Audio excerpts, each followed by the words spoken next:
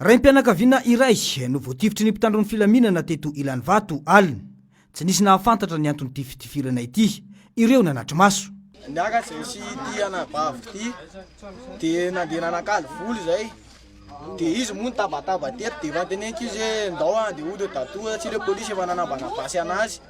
De vanteneniko izy tonga fo nanambana basy zany le polisy de zato de nanantana anazy. Hitako hoe ndao de ody tatoa de teny olo lao izy teny fa za mbola nanjany alvina.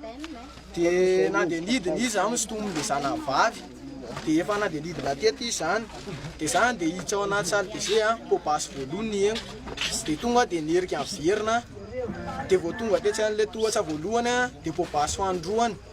De fahatelina de afidina teto. De izy tsisy nanantana zarery nanantana anazy mbola nijery tsara anarany izy. Zay vao mibataindreo olo reo nandeha nitady taxi hitondra anazy. Mbola noentina teo amin'ny voatery ambany tery amin'ny polisy tery arany izy. De nisy voa tsy natsiary teny. Raha ny vaovao azo atrandry de niandry ny zanany hividy kafe io raim-pianakaviana io noho ny famaly tamin'ireo mpitandro ny filaminana. Fa izy niandry ny zanany andeha tsena, andeha hividy kafe moa zany de menaka. Niandry an'le zanany lahy kely teo izy. De gaga nefa vao nidina taty na eny popasy de tonga de verina nidina taty ny olona moa tsoka daholo nan'le popasy de zarery nanantana teo. Izy telo lao tsy rentsy nanao nininy rento de niakatratsotsa fotsiny. Nisy tamin'ireo mponina eto Ilanvato no laza fa tsy de salamatsaina io raim-pianakaviana io, ka natonga ny vahoaka teo amin'ny manodidina nitoraka ny bureau polisy teto Ilanvato raha ny fanadiadiana atrandy.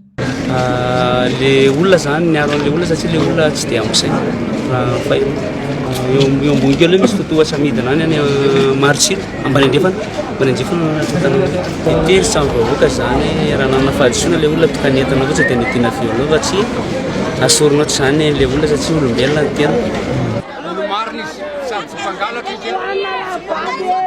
Hatramin'ny folora alina tsy lisy niala teto anoloan'ny bureau polisy ireo vahoaka mipetraka eto Ilanvato Anosipatrana.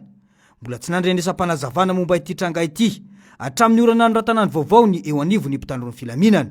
Fantatra kosa nefa dia samy naratra na ilay mpitandro ny filaminana na ilay raim-pianakaviana ary samy nentina namonjy toeram-pitsaboana.